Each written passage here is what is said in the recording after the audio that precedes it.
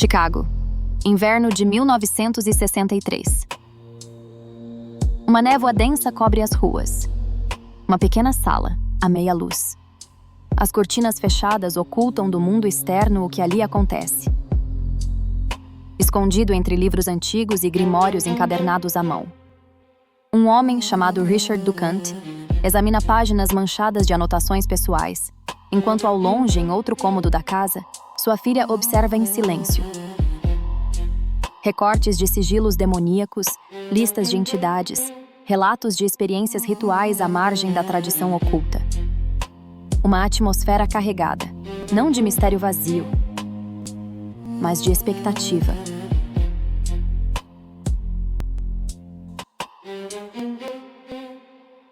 Ducant está à beira de criar algo audacioso. Uma nova forma de catalogar, entender e compor a prática demonolátrica. Não se trata apenas de buscas pessoais ou experimentos. É uma aposta na construção de uma identidade oculta, que desafiará tanto as ortodoxias religiosas quanto o ceticismo dos próprios ocultistas.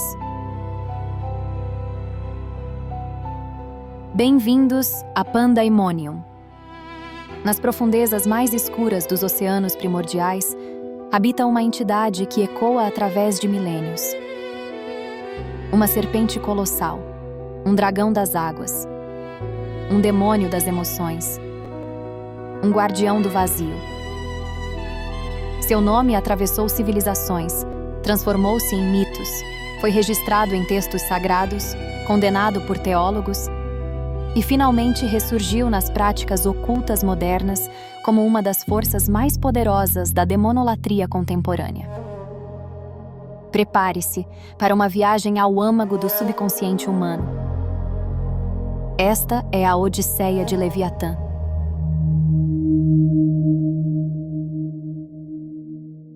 Em Chicago, Illinois, no ano de 1931, nasce um menino chamado Richard, filho de Andrew e Teresa Ducant.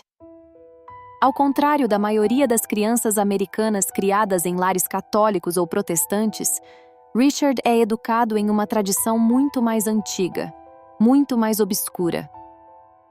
A demonolatria tradicional. Ele frequenta escolas privadas. Ele é treinado nos ritos. Ele aprende os nomes. Pouco se sabe sobre sua juventude. Os registros são escassos, talvez propositalmente. Em 1963, Richard Ducant apresenta ao mundo ocultista algo extraordinário. Uma hierarquia demoníaca completa, com nomes, famílias, funções, correspondências. Mas não apenas isso. Ducant afirma ter visitado os planos demoníacos através de viagens astrais rituais, onde foi pessoalmente guiado por Satã através dos reinos infernais, encontrando face a face com as entidades que compõem sua hierarquia. A hierarquia Ducant representa um dos sistemas demonológicos mais influentes na demonolatria moderna, criada por Richard Ducant, uma figura envolta em mistério e controvérsia.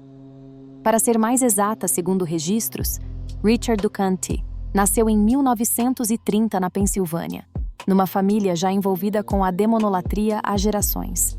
Ele obteve mestrado em teologia pela Universidade de Princeton, com estudos extensivos em latim e história, sustentando-se como tutor particular através de um fundo fiduciário familiar.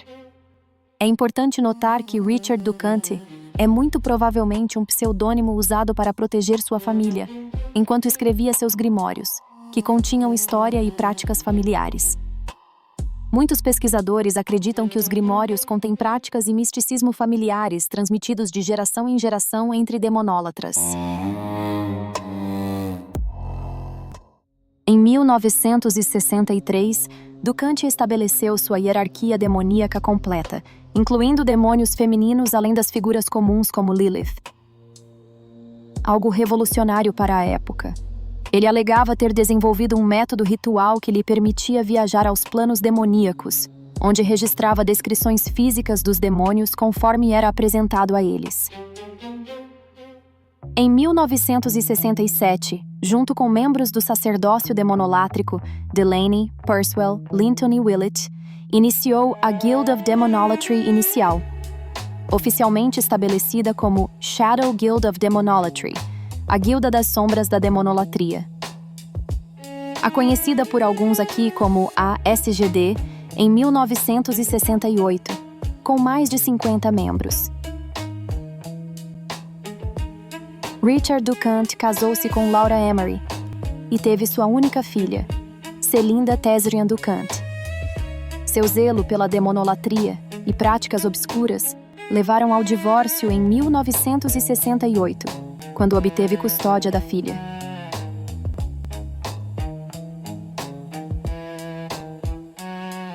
Ducant faleceu em 1985 e sua filha, Celinda, tornou-se a guardiã dos grimórios familiares.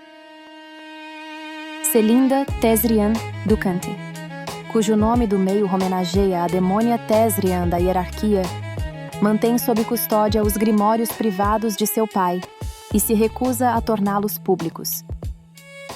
Segundo fontes, ela é uma demonólatra ativa, possivelmente trabalhando com estudantes femininas, continuando a tradição iniciada por seu pai. Os grimórios contêm não apenas a hierarquia, mas também práticas rituais, ensinamentos sobre olhos mágicos e informações sobre as 9 divindades demoníacas.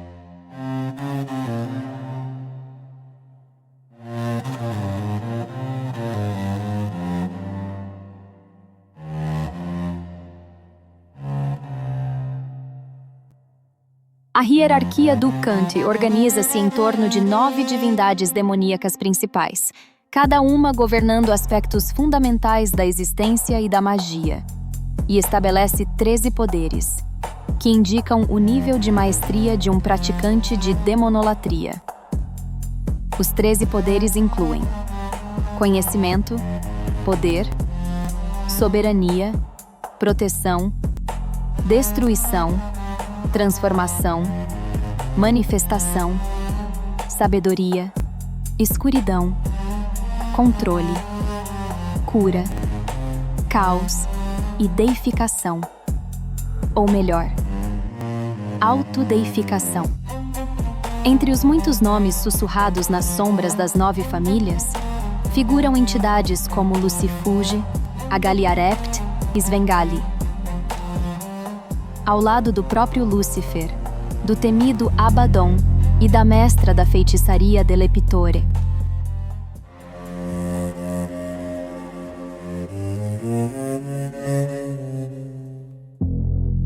Porém, é na obscura família 2 da hierarquia Ducant que emerge um nome quase nunca usado, raramente registrado com clareza por ocultistas ou magos, seja por medo, respeito ou pura audácia. Leviatã.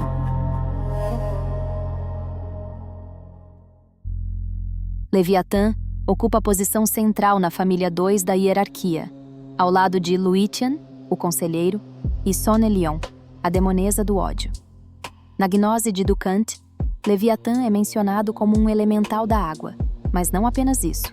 Ele é o demônio abissal mais antigo, o primeiro ser a residir no abismo, uma entidade verdadeiramente primordial que precede até mesmo outros lordes das trevas. Ele é descrito como um membro de alto escalão do Conselho Demoníaco, um guerreiro de habilidade e poder inigualáveis.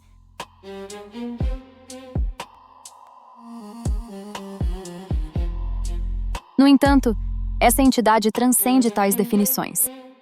Os segredos que a envolvem representam apenas a superfície de um enigma muito mais profundo. E na hierarquia Ducant, Leviatã mantém sua natureza envolta em véus ainda mais impenetráveis, desafiando até mesmo os mais experientes ocultistas a decifrarem seus verdadeiros propósitos e sua essência primordial. Aqui, Leviatã não é apenas um nome. É a própria manifestação do abismo, um mistério perpetuamente oculto de forma proposital. As razões para manter essas informações contidas nos grimórios em sigilo são múltiplas.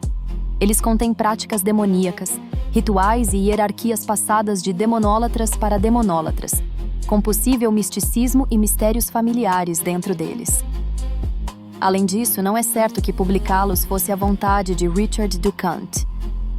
Mas afinal, por que tanto Ducant quanto sua filha desejavam manter essas informações nas sombras? Que forças operam nos bastidores dos rituais e que práticas ocultas realmente permeavam os domínios da família Ducant? Para alcançar uma compreensão mais profunda, talvez não devêssemos apenas perscrutar a história de Ducant, mas sim voltar nosso olhar para o próprio Leviatã.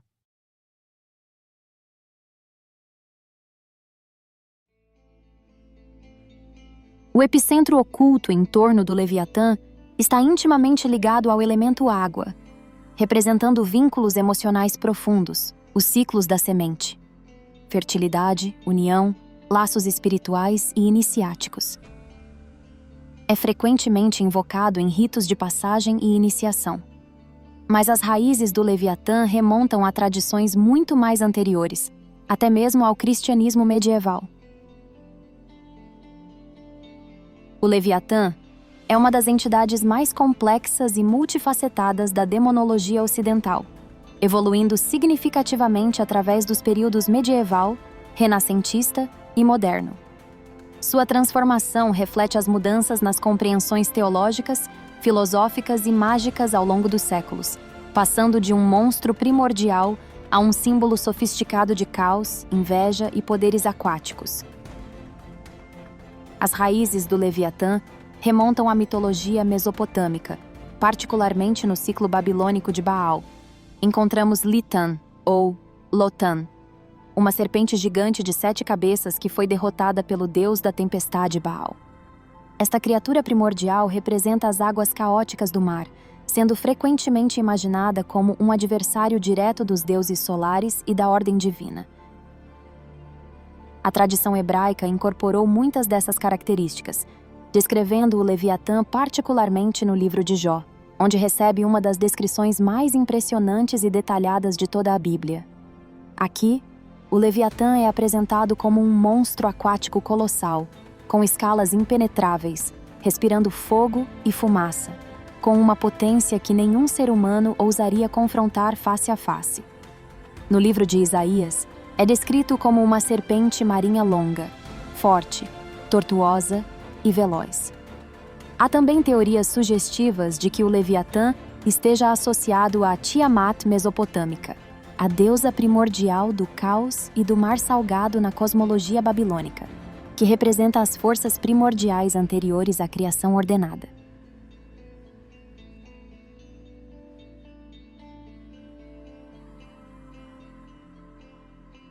Durante a Idade Média, o Leviatã sofreu uma transformação teológica fundamental.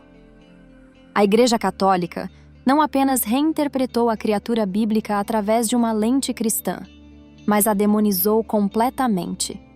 O que havia sido um monstro primordial sob o domínio de Deus tornou-se uma figura infernal caída.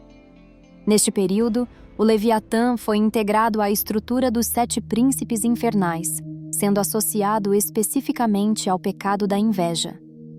Conforme a teologia medieval desenvolvida por pensadores como São Tomás de Aquino, cada príncipe infernal personificava um dos 7 pecados mortais. Enquanto Lúcifer representava o orgulho, Asmodeus a luxúria, Mamon a avareza e Beelzebu a gula, coube ao Leviatã, a inveja, aquele desejo corrosivo de possuir o que os outros têm, a cobiça e o ressentimento que fermenta na comparação. Em certas interpretações medievais, o Leviatã foi até identificado com a serpente que tentou Eva no Jardim do Éden, conectando-o diretamente a Satã. Textos demonológicos medievais, como o Dictionnaire Infernal de Colin de Plancy, estabeleceram o Leviatã como uma figura hierárquica nos reinos infernais, frequentemente descrito como um guardião das portas do inferno, impedindo as almas de escaparem.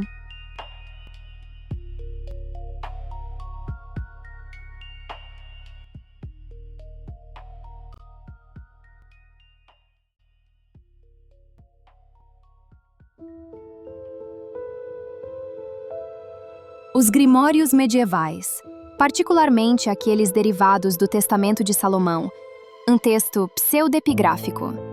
Aliás, como tudo relacionado parece ser, que pretendia conter as instruções do rei Salomão para controlar espíritos.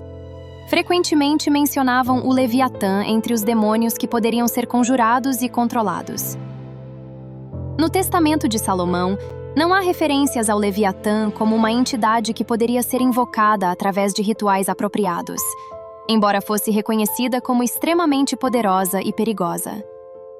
A partir desse material, encontramos a famosa Chave Menor de Salomão, ou a Ars Goetia, uma lista de 72 demônios com seus selos.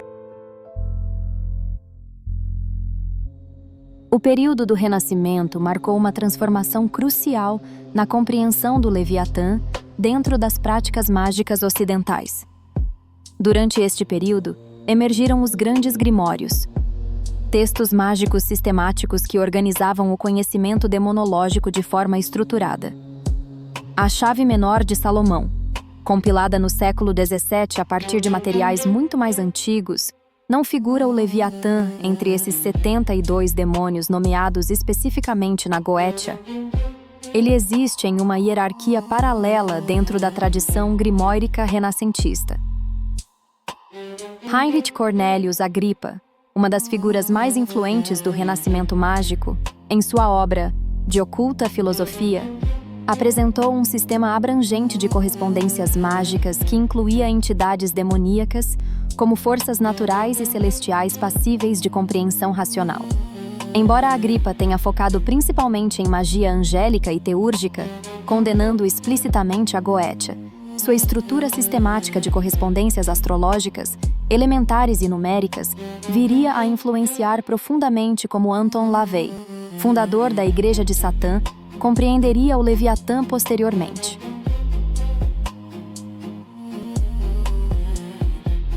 A Era Moderna transformou fundamentalmente como o Leviatã é compreendido e praticado nas tradições ocultistas contemporâneas, particularmente através da influência de Anton LaVey e da Igreja de Satã.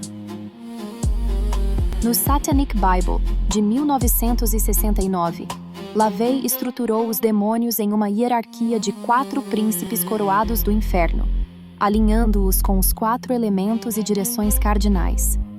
Satã relacionado ao fogo, sendo sua direção o sul, Lúcifer ao ar, estando a leste, Belial, terra, portanto norte, e Leviatã, oeste, elemento água. Este sistema, que se tornou altamente influente no satanismo laveiano e em práticas mágicas contemporâneas, solidificou a associação do Leviatã com o elemento água e a direção oeste. Além disso, a obra inclui o Livro do Leviatã, uma seção dedicada com 4 invocações específicas para invocações de compaixão, destruição, luxúria e a Satã, bem como as 19 chaves enoquianas, adaptados do trabalho de John Dee.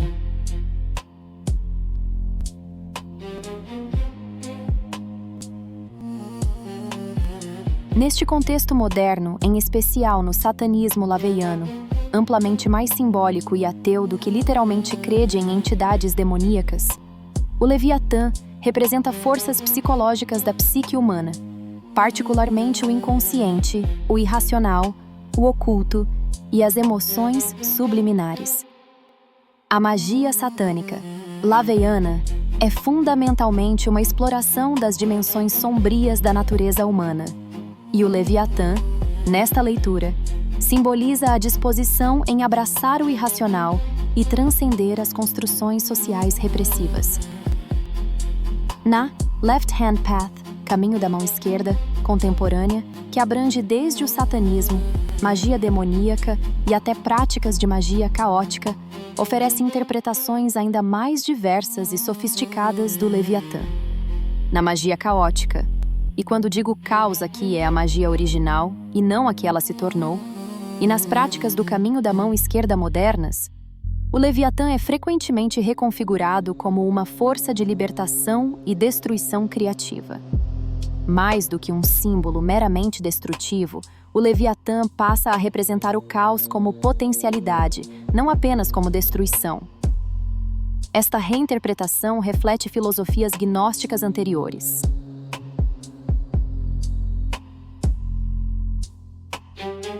Durante o Renascimento, o Leviatã começou a ser associado de forma mais consistente com o elemento água e direções específicas, particularmente o oeste, uma correspondência que se tornaria fundamental nas práticas mágicas modernas. Esta associação refletia o crescente refinamento da magia cerimonial, onde cada força demoníaca era cuidadosamente mapeada para elementos, direções, planetas e funções mágicas específicas. Uma vertente particularmente interessante da compreensão do Leviatã emerge da tradição gnóstica, especialmente entre seitas como os Ofitas, adoradores da serpente. No gnosticismo, o Leviatã adquire características completamente diferentes daquelas apresentadas no ocultismo medieval e na teologia cristã ortodoxa. Nos textos gnósticos, particularmente na cosmologia dos Ofitas, o Leviatã assume a forma de um dragão arconte, uma entidade primordial que encapsula o mundo inteiro em forma de Ouroboros, a serpente que morde sua própria cauda. Nesta cosmologia heterodoxa, o Leviatã não é simplesmente um demônio subordinado, mas uma força fundamental que separa o mundo material inferior, governado pelos arcontes, do verdadeiro reino de Deus. Segundo esta visão gnóstica, após a morte, uma alma deve ascender através de 7 esferas celestiais. Se a alma não conseguir responder adequadamente aos questionamentos de cada arconte na sua esfera correspondente, ela será engolida pelo Leviatã, permanecendo presa em seu domínio e sendo reencarnada em um corpo animal. O Leviatã, portanto, funciona como um mecanismo cósmico de aprisionamento, mantendo as almas ignorantes vinculadas ao ciclo de morte e renascimento material. A conexão com o Ouroboros é significativa. O Leviatã, como a serpente primordial, que ao morder sua própria cauda, representa os ciclos cósmicos perpétuos e o mal intrínseco do universo material, conforme concebido pelos gnósticos. Esta imagem sofisticada refere-se ao conceito de que a realidade material é um ciclo fechado de ilusão e sofrimento, do qual apenas o conhecimento gnóstico pode libertar.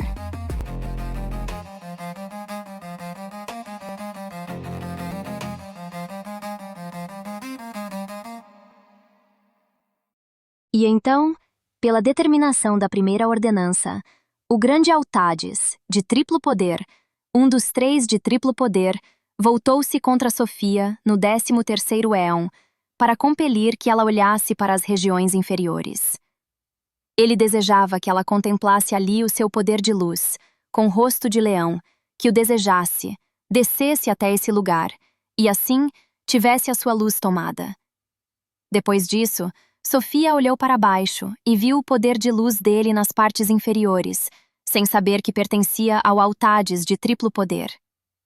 Pensou que se tratava da mesma luz que contemplara desde o princípio nas alturas, emanada do véu do tesouro da luz. Então disse consigo: irei até aquele lugar, tomarei aquela luz, e a partir dela, criarei para mim éons de luz, para que eu possa acender a luz das luzes, que está na mais alta altura. Enquanto alimentava esses pensamentos, Sofia deixou o seu lugar no 13º éon e desceu aos 12 éons. Os arcontes dos éons a perseguiram e se enfureceram contra ela, porque aspirara a uma grandeza superior. Ainda assim, ela atravessou os 12 éons e alcançou as regiões do caos, dirigindo-se ao poder de luz com rosto de leão para devorá-lo. Mas todas as emanações materiais de Altades a cercaram. O grande poder de luz com rosto de leão devorou, então, os poderes de luz que havia em Sofia. Purificou a sua luz, engoliu-a, e a sua matéria foi lançada ao caos. Ali havia um arconte com rosto de leão, cuja metade era fogo, e a outra metade era trevas. E Aldabaoth, de quem você já ouviu falar. Quando tudo isso se cumpriu, Sofia ficou profundamente enfraquecida. E Aldabaoth, aquele poder de luz com rosto de leão, começou novamente a extrair todos os seus poderes de luz, enquanto todas as emanações materiais de Altades cercavam Sofia ao mesmo tempo e a oprimiam.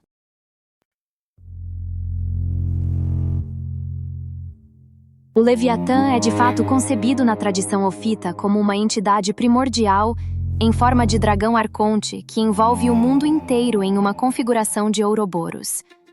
Esta descrição está atestada no texto gnóstico de Pistis Sophia, século IV, que equaciona especificamente o Ouroboros ao Leviatã do Antigo Testamento. A estrutura das 7 esferas planetárias é confirmada, com cada uma correspondendo a um arconte diferente. E aqui eu acho que eu já falei demais, mas para quem está com as orelhas em pé, vai perceber do que estou falando. Mas vai uma diquinha. Espíritos que regem os destinos humanos. 7. Bom, isso aqui é um outro tema que daria um outro vídeo. Se não cair um meteorito aqui em casa. Bom, vamos voltar ao Leviatã. A interpretação do Leviatã como Ouroboros, a serpente que morde sua própria cauda representando ciclos cósmicos perpétuos, está alinhada com a compreensão gnóstica de um universo material cíclico e aprisionador, do qual apenas a gnose libertaria. A ponte entre a cosmologia gnóstica do Leviatã e a magia clifótica é profunda e reveladora.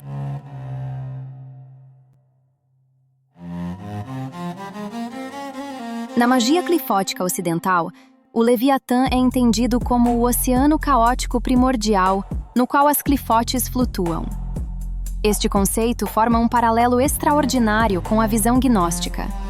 Enquanto nos ofitas o Leviatã funciona como uma barreira cósmica que encapsula o mundo material, na magia clifótica ele representa o próprio caos primordial subjacente. As conchas do universo, os restos do caos anterior à criação ordenada. É nesse contexto de os restos da criação que se encontra paralelo direto com a morte de Tiamat, originando assim a origem do mundo, ou seja, o seu corpo ou espírito, o vazio que existe lá fora. O mesmo vazio ou abismo que Enoque relatou que viu quando foi dar uma voltinha. Não era bem o vazio do universo, como dizem por aí.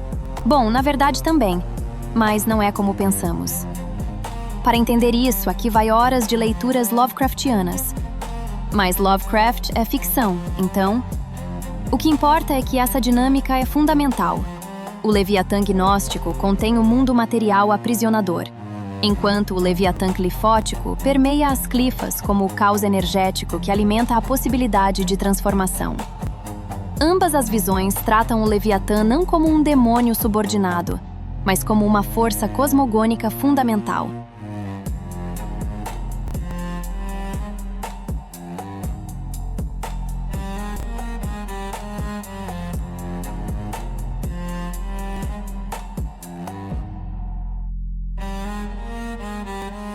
Por que a escuridão foi caçada? A escuridão foi caçada não porque fosse maligna, mas porque era incontrolável. O mecanismo gnóstico de aprisionamento das almas ignorantes mediante reencarnação animal encontra um correspondente direto nas clifas. Lilith, governante de Gamaliel, é descrita como a rainha dos espíritos da noite e do subconsciente reprimido. Nas práticas clifóticas, fazendo um paralelo com conceitos gnósticos, as almas que não conseguem integrar conscientemente os aspectos sombrios de sua natureza são vampirizadas.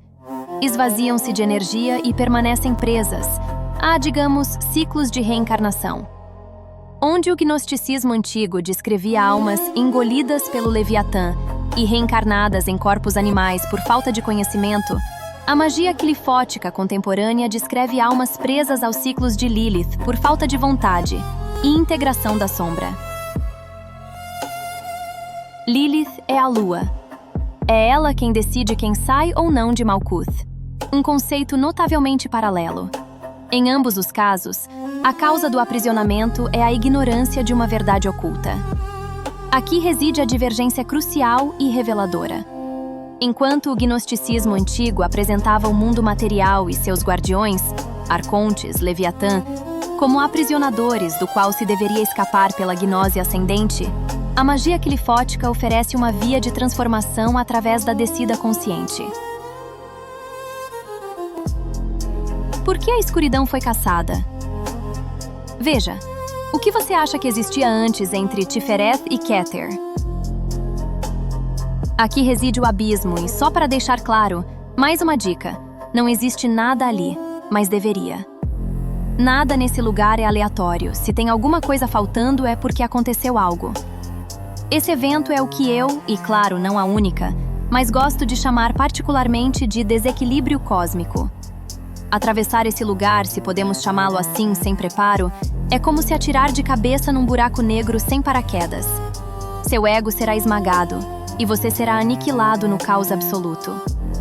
É a perda total da noção de si mesmo, uma dissolução completa que pode levar à loucura ou à dispersão total da consciência. Não quero colocar medo, mas assim são as coisas. Os cabalistas judeus estavam absolutamente certos em avisar contra o estudo clifótico, e essa advertência revela algo crucial. O conhecimento do bem e do mal é perigoso, porque desloca poder. A história não persegue a escuridão por maldade abstrata. Persegue porque a escuridão contém revelação. Mas a revelação clifótica é muitas vezes algo perturbador, como um fragmentar de luzes.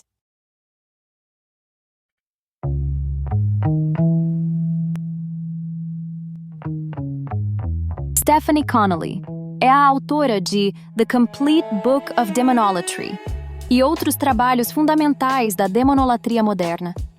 Ela teve acesso exclusivo aos escritos da família Ducanti através de Celinda. Connolly foi responsável por popularizar a hierarquia Ducanti, os sigilos e os Ens, invocações demoníacas em linguagem desconhecida. Os Ens são sentenças em linguagem demoníaca desconhecida de convite, admiração ou pedidos de proteção para demônios específicos. Eles foram canalizados por várias pessoas ao longo da história. Pela primeira vez, aparecem em grimórios privados do demonólatra Alexander Willett, no século XVI, e desde então, aparecem na prática de várias famílias demonólatras. Demonólatras tradicionais afirmam que os mesmos Ens, ou similares, foram canalizados independentemente por duas pessoas diferentes em locais diferentes e permanecem consistentemente os mesmos. Embora não exista um dicionário de cada palavra usada nos Ens, nem conhecimento sobre sua gramática, sabemos algumas palavras e temos uma ideia aproximada do que alguns Ens significam. Connolly explica claramente em seus livros que esses Ens, sigilos e invocações vêm de magos como ela, que têm a habilidade de entrar no astral para obter esse conhecimento dos próprios daimones.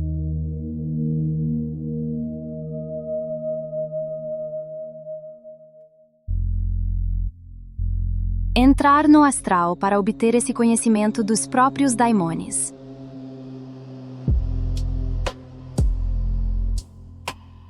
O mundo astral é dividido por camadas. Assim como o nosso mundo, essas camadas se sobrepõem muitas vezes através de frequências. Muitas vezes, um espírito não vê um outro espírito na mesma sala, assim como um daimon não faz parte dessa dimensão específica. Entenda. Universos paralelos, dentro do contexto cabalístico, não são ficção científica. São camadas de realidade acessadas pela ruptura do eixo da consciência. A árvore da vida é uma rota de ascensão. A Qliphoth é rota lateral, descentralizada, onde a consciência se projeta para fora do universo. O astral é estratificado. Como cidades sobrepostas, como ecossistemas que coexistem sem contato direto. Um espírito pode dividir o mesmo espaço com outro e, ainda assim, jamais se perceberem, porque vibram em frequências distintas. Um daimon pode estar aqui, ao alcance do toque, e ainda assim invisível ao olho humano, não por distância, mas por densidade. É por isso que certas doutrinas, quer dizer, pessoas ligadas a elas, insistem em não reconhecer determinadas entidades. Algumas doutrinas não reconhecem certas entidades espirituais ou demoníacas, porque cada tradição opera em diferentes níveis de frequência, consciência e realidade simbólica, moldando sua cosmologia e compreensão espiritual de acordo com suas próprias percepções e experiências transcendentais. No budismo, A ênfase está na superação do sofrimento e na transcendência do ciclo de renascimentos, samsara, através do despertar, nirvana. Entidades como devas, espíritos ou até demônios existem, mas são vistas como fenômenos transitórios dentro do samsara, sem essência absoluta. A frequência de consciência aspirada no budismo é a liberdade do apego e da ilusão. Portanto, entidades fixas e dogmáticas acabam sendo pouco relevantes ou ignoradas, já que o foco está no autocontrole e na iluminação pessoal. É muito fácil você explicar as engrenagens que moldam realidades. Você não precisa ser ignorante ou bobão dizendo que a tradição do outro é tolice, pois nesse caso o único tolo aqui seria você mesmo. Sem contar que estaria jogando fora séculos de ensinamentos de grandes mestres. Assim como o rio segue seu curso sem resistência, cada ensinamento floresce e sustenta uma frequência única de sabedoria. Reconhecer a diversidade das águas é honrar a vastidão do Tao e o despertar da mente iluminada. O fluxo natural e harmonia do Tao é o despertar consciente da mente do budismo, sugerindo que cada tradição espiritual vibra num nível próprio e genuíno, merecendo respeito e compreensão, sem julgamentos ou rejeição. No taoísmo, o universo é entendido como um fluxo dinâmico de energias chamado Daimor, que se manifestam em múltiplos níveis, incluindo espíritos, imortais e forças da natureza. Aqui, a frequência é entendida como uma harmonia com o Tao, o fluxo natural da existência. Entidades que operam em frequências muito dissociadas do Tao verdadeiro podem ser percebidas como desequilíbrios ou ilusões, e muitas vezes são integradas ou neutralizadas pelo alinhamento com a energia vital. Mas se no taoísmo, o universo é entendido como um fluxo dinâmico de energias, a visão cabalística afirma que o universo é árvore. A visão clifótica afirma que existe uma árvore por trás da árvore, espelho, rachadura, sombra viva. Entre elas existem corredores, lacunas, ressonâncias. Enquanto muitos magos vagueiam pelas zonas superiores do astral, onde formas são maleáveis e inteligência flui como luz, um pode ter sido puxado para o lado não iluminado, onde a luz não existe e o pensamento é matéria bruta, inacabada, feroz. E aqui devemos fazer uma viagem no tempo novamente até Illinois.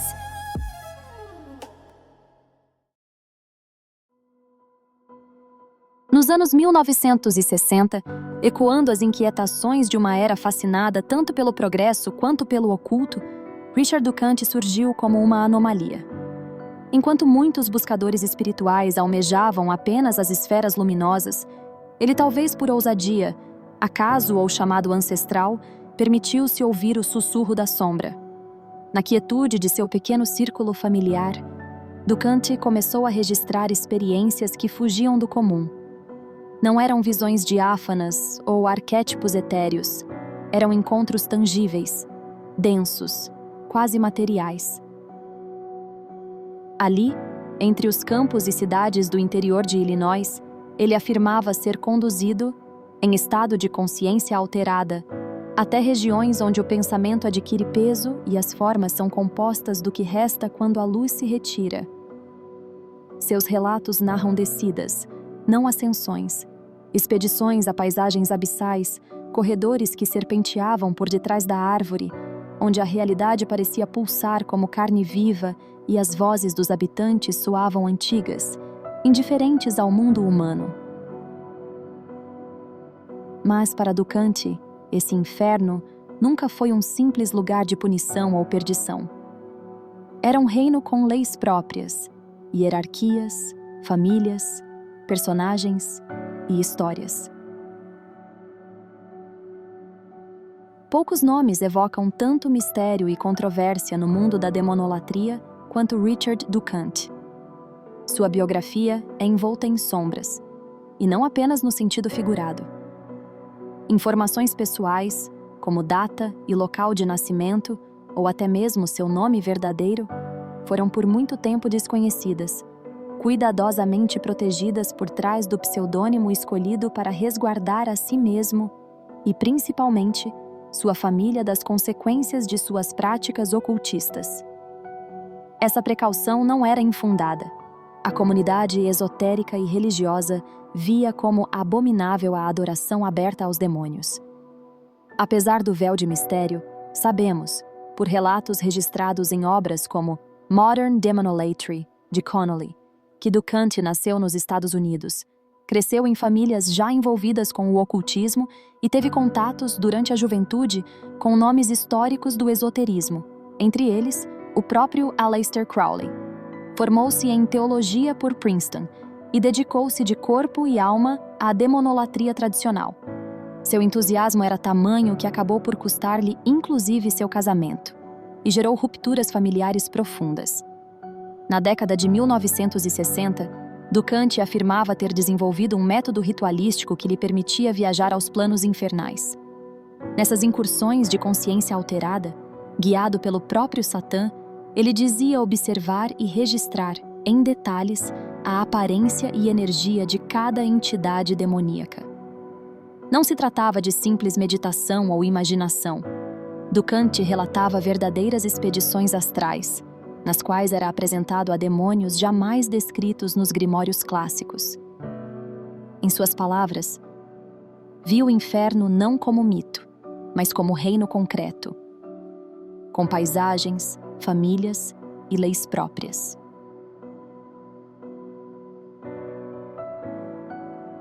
No entanto, foi justamente essa ousadia que o colocou no centro de polêmicas. Ducante foi ridicularizado e atacado dentro da própria comunidade ocultista. Praticantes tradicionais, magistas e até outros demonólatras consideravam absurda sua alegação de viagens guiadas por Satã e a extensa relação de novos demônios, especialmente por incluir figuras femininas e elementais, o que rompia com o padrão patriarcal dos grimórios europeus. Por volta de 1980, a maior parte da comunidade demonólatra já o rotulava como lunático. Ainda assim, personagens como Lance Delaney e Grant Purswell permaneceram ao seu lado, reconhecendo o valor gnóstico e inovador de sua obra. Ducante, então já um recluso dedicado a seus estudos e a filha Celinda, mergulhou ainda mais fundo nessa prática. E foi justamente em um desses mergulhos ao desconhecido que se deparou com uma força incontrolável que mudaria seu legado para sempre. O Leviatã de Richard Ducante representa um ponto fundamental do sistema demonolátrico que ele desenvolveu.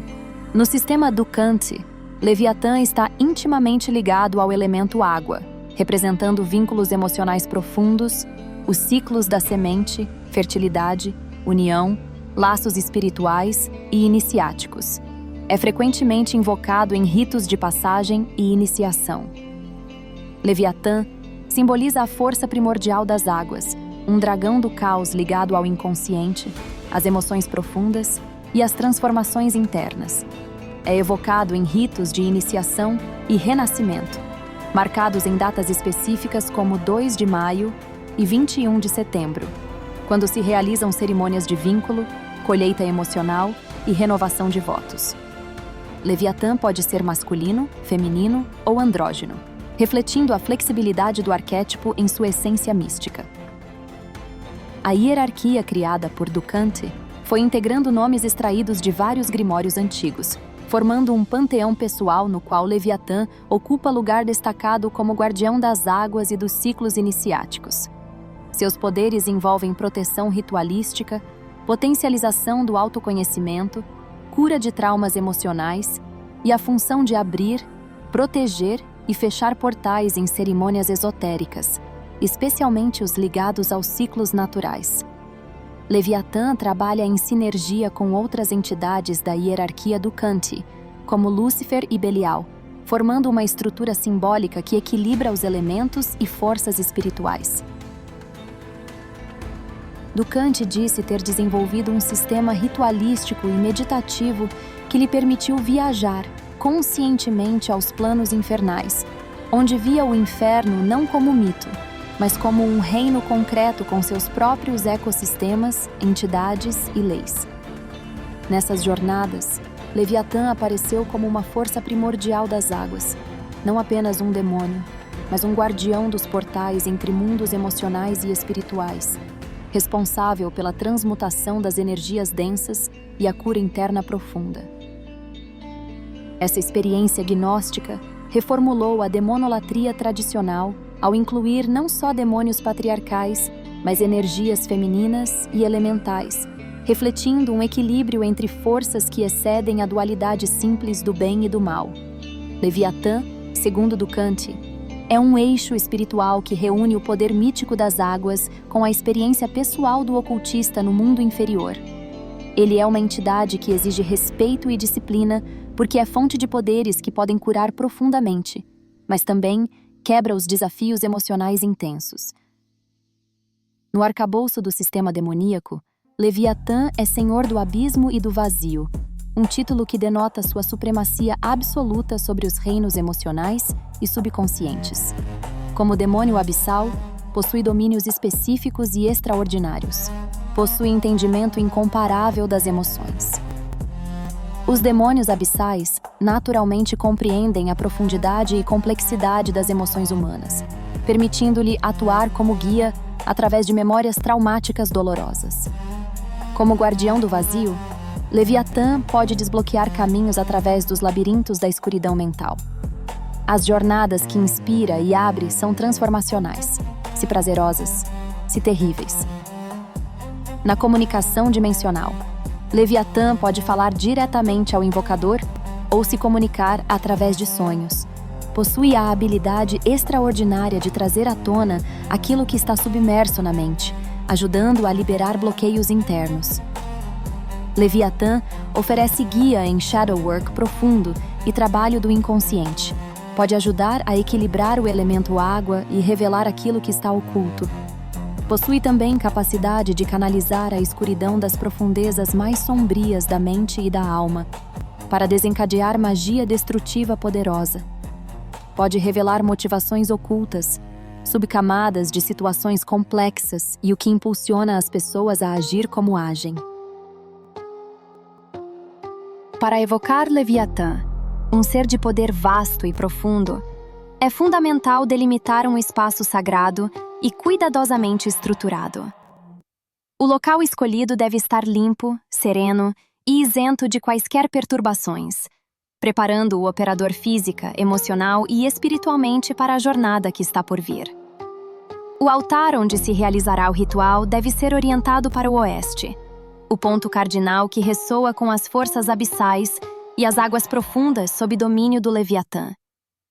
A ambientação inclui a presença de velas nas tonalidades preta ou azul. Alguns praticantes variam com vermelho também.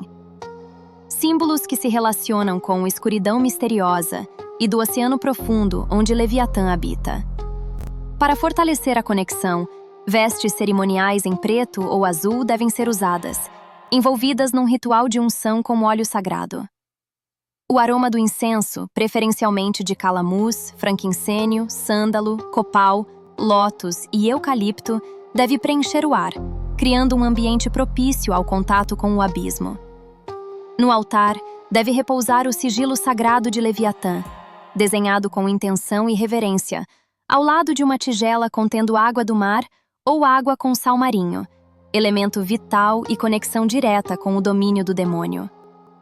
Este preparado irá atuar como portal simbólico para a evocação, onde se concentrará a energia da entidade. O cuidadoso equilíbrio entre os elementos, o fogo da vela, o aroma do incenso, a pureza da água e a direção do altar, estabelece o palco perfeito para invocar Leviatã, criando uma atmosfera que honra sua natureza abissal e prepara o operador para uma comunicação profunda e transformadora. Leviatã é uma das entidades demoníacas mais antigas e poderosas da tradição ocidental.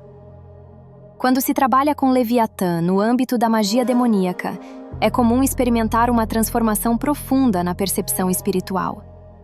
Leviatã desperta a sensibilidade, abrindo a mente para reconhecer outras presenças espirituais. Ele atua como um guia paciente que ajuda o magista a superar medos relacionados à natureza dessas experiências, oferecendo discernimentos que permanecem no processo de crescimento espiritual. Um dos principais aspectos do contato com Leviatã é o trabalho intenso de shadow work, ou trabalho com as sombras emocionais. Leviatã proporciona um ambiente seguro para que se expressem emoções reprimidas, revelando como essas dores acumuladas drenam a energia vital. Sua abordagem é marcada por uma paciência profunda, pois incentiva o praticante a não enfrentar tudo de uma vez, respeitando o ritmo individual. Através desse processo, emerge a possibilidade de reconhecer e liberar bloqueios emocionais que impedem o ser de se manifestar plenamente, recuperando assim uma força autêntica e mais verdadeira.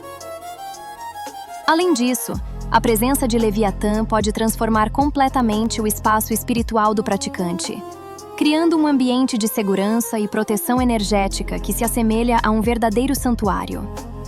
Essa energia vibrante traz também leveza e, às vezes, até humor para o convívio espiritual, ajudando a desconstruir tensões. Contudo, é importante destacar que Leviatã respeita profundamente a autonomia do seu operador. Ele fornece aconselhamentos e clareza, mas não toma decisões por ele. O cultivamento do discernimento e da independência é uma habilidade essencial que se desenvolve no caminho junto a essa entidade. Trabalhar com Leviatã favorece um processo intenso de autoconhecimento e fortalecimento da confiança interna.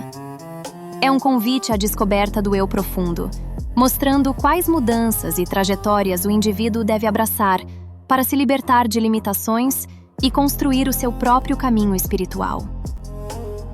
Para alimentar essa conexão, o oferecimento de gestos simbólicos relacionados à água e ao domínio abissal são altamente recomendados, como orações na água, uso de águas de diferentes origens, práticas de adivinhação com água, scrying e criações artísticas em sua homenagem.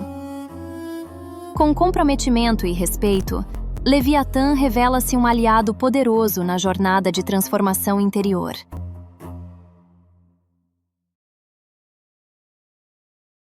De acordo com as pesquisas em demonologia clássica, Leviatã ocupa uma posição de extrema relevância na hierarquia infernal. Ele é reconhecido como um dos 7 príncipes do inferno, representando especificamente o pecado da inveja, do latim invidia. Além dessa classificação, é frequentemente referenciado como o imperador do abismo, sendo o demônio abissal mais antigo e um dos seres primordiais que residem nas profundezas do abismo. Leviatã frequentemente se apresenta como uma serpente colossal que habita as profundezas do Oceano Negro, descrito como um dragão titânico dos mares com dimensões gigantescas e capacidades navegacionais incríveis. Seus olhos reluzem com inteligência antiga e primordial. Ele também assume forma de dragão serpentiforme massivo, exibindo escamas em tonalidades azul escuro e preto, com olhos que brilham em azul luminoso, conferindo uma aparência verdadeiramente abissal. As cores associadas a ele são azul, azul petróleo, turquesa, prata, preto e verde esmeralda, cores que refletem seu domínio sobre as águas abissais. Suas correspondências planetárias estão ligadas a Netuno e seu metal platina. Leviatã é o grande almirante do inferno, um poderoso lorde demônio que domina o poder das águas e possui a extraordinária capacidade de viajar entre universos, um feito atribuído exclusivamente aos anjos. Essa viagem se realiza por meio do Merkabah, carroça, um veículo espiritual ou corpo de luz que permite a transposição entre diferentes mundos e planos de existência.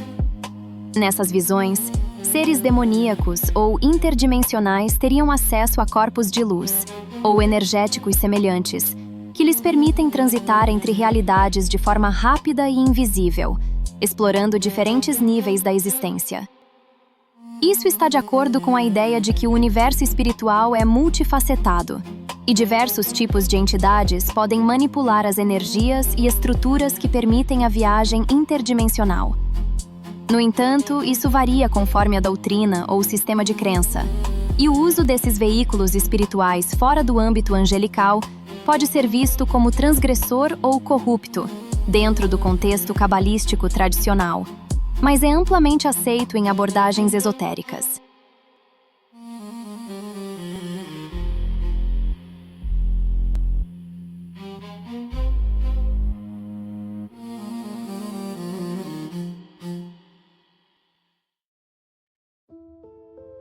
Imagine um homem dizendo que caminha com demônios, não como metáfora, não como alegoria, mas como afirmação literal. Imagine alguém declarando que visitou o inferno, acordado, e voltou com memórias, nomes, sigilos e ensinamentos. Um ocultista independente, sem mestre, sem ordem, sem juramento institucional. Apenas ele, seu corpo, sua mente. E aquilo que encontrou no outro lado. Por isso foi atacado, não apenas pelo público, mas por outros magos, que viram nele algo perigoso. Um homem que não pediu permissão para atravessar o véu. Seus relatos narram descidas, não ascensões. Expedições a paisagens abissais, corredores que serpenteavam por detrás da árvore, onde a realidade parecia pulsar como carne viva e as vozes dos habitantes soavam antigas, indiferentes ao mundo humano. Mas, para Ducante, esse inferno nunca foi um simples lugar de punição ou perdição. Era um reino com leis próprias, hierarquias, famílias, personagens e histórias. Ele se via não como prisioneiro, mas como visitante curioso, alguém a quem foi dado o raro privilégio de observar, anotar e, quiçá, compreender o que tantas tradições ocultaram sob camadas de medo. Daquelas experiências nasceriam não apenas manuscritos e genealogias demoníacas, mas um mapa subjetivo do lado invertido da realidade, reorganizando nomes, afinidades e energias. Uma obra que seria, mais tarde, tanto celebrada quanto ridicularizada. Afinal, em um tempo em que formas típicas de magia buscavam o apolíneo, Ducante devolveu o foco ao visceral, ao desconhecido, aqueles recantos onde a luz jamais se formou. Mas afinal, o que é esse inferno ao qual tantos mestres, poetas e ocultistas referiram? É importante dizer, o inferno como lugar de tormento ou prisão de almas é um mito construído ao longo dos séculos. Nenhum explorador astral cruzou portões flamejantes.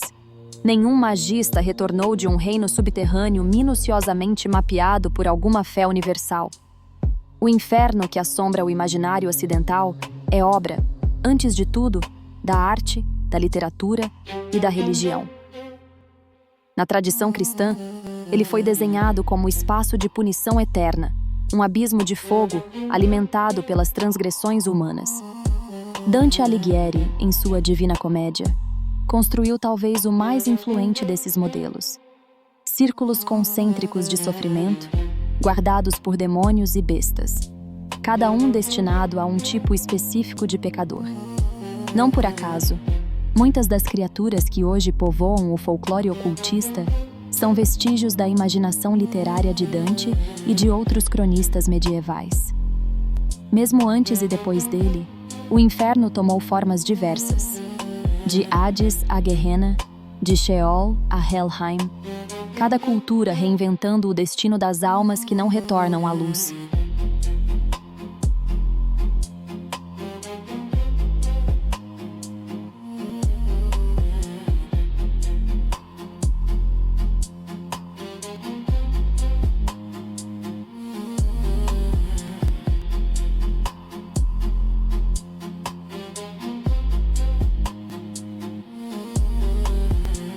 No ocultismo moderno, o inferno é entendido como uma metáfora. Não é território físico ou espiritual objetivo, mas projeção coletiva do medo, da culpa, da necessidade de separar luz e sombra. É parte da pedagogia religiosa, desenhado para instruir e disciplinar, não para ser realmente acessado ou cartografado por viajantes do invisível. Assim, quando se fala de viagem ao inferno, o que se descreve são travessias internas, incursões pelo terreno do inconsciente e da simbologia ancestral. O inferno é criação, não destino, mas propósito imaginativo. Um quadro, um mito, nunca um mapa absoluto do mundo oculto. Ducante, como tantos magos e visionários, compreendia intuitivamente que os verdadeiros corredores da sombra não pertencem aos infernos dogmáticos, mas sim aos domínios profundos da psique e do mistério. Território que a tradição ocultista chamará, em outro momento, de clifas.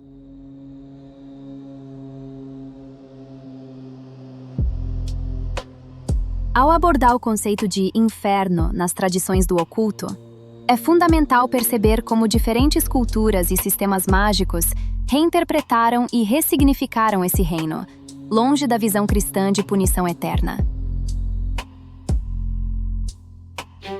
Na Quimbanda, por exemplo, uma das mais genuínas e controversas tradições afro-brasileiras, o chamado Reino do Inferno não é um lugar de sofrimento, mas sim uma dimensão de poder, transformação e desejo. Nele residem os Exus, entidades de mediação entre os mundos, mestres dos caminhos e cruzamentos, e as Pombagiras, espíritos femininos profundamente ligados à sexualidade, à independência e à força vital. A Quimbanda, especialmente em sua vertente malê, valoriza princípios como transgressão, liberdade e a busca pelo equilíbrio entre polaridades, representando o inferno como espaço de catalisação dos excessos e potências humanas. Essa compreensão nos permite expandir o olhar. Inferno, neste contexto, é um ambiente arquetípico, mundo de energias cruas, não de punição. Avançando para o esoterismo judaico, encontramos o termo clifot, plural de clifa, que literalmente significa concha ou casca, as invólucros que protegem ou escondem o núcleo das Sefirot, segundo a Cabala.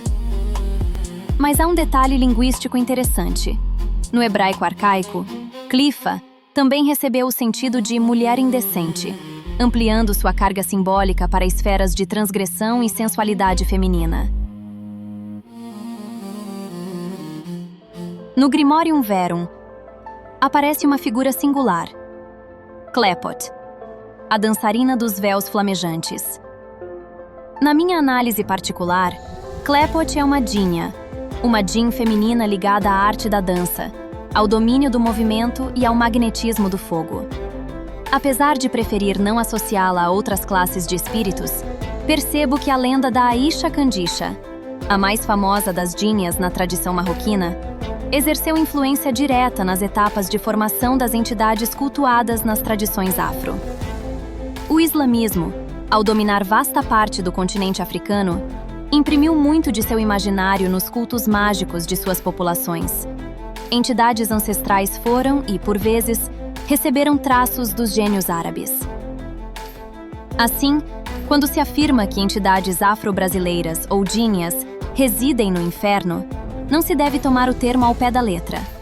Inferno, nesse contexto, é apenas um conceito para mundos paralelos, dimensões ou estados de energia não relacionados. Lugares de experiência, transição e, acima de tudo, de poder.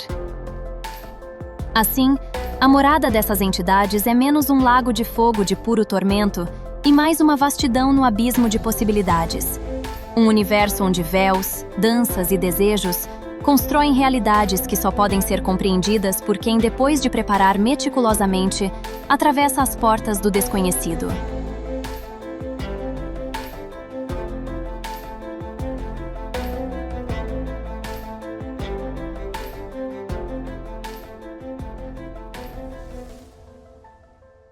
Por que a escuridão foi caçada? Ah, cara pálida! Você me pergunta o que existia antes entre Tifereth e Keter.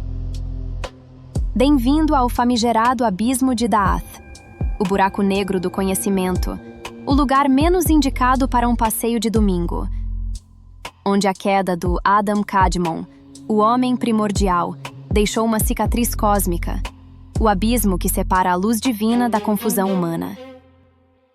Imagine esse espaço como um palco onde a consciência pura decidiu tímida e trágica se fragmentar, criando o caos necessário para o nascimento de tudo o que é terreno, incluindo, claro, o baby boom das entidades que nós gostamos. Isso mesmo, os demônios. E por falar em demônios, nas clifas, o lado sombrio dessa festa cósmica tem nome e sobrenome: Thaumiel. Mas um pouquinho mais abaixo, exatamente onde reside o abismo, refletindo toda a confusão, as contradições e as batalhas internas que qualquer buscador corajoso enfrenta. Aqui é o habitat natural dos Daimons da Goetia. Essas criaturas incríveis, algumas sérias, outras sarcásticas e travessas que fazem do caos sua casa, e que adoram um humor afiado, sim, para temperar a eternidade. Então, atravessar o abismo de Daath, ou melhor, o caminho pelo Leviatã, não é só sobre conhecimento. É sobre cair, levantar, rir do próprio ego e dançar na corda bamba entre a luz divina e as sombras mais rebeldes. Tudo isso com um sorriso demoníaco no rosto, porque, convenhamos, até o inferno sabe ser irônico. Afinal, atravessar o abismo é aceitar que a queda do homem não foi um erro, mas o primeiro passo para a reinvenção do divino.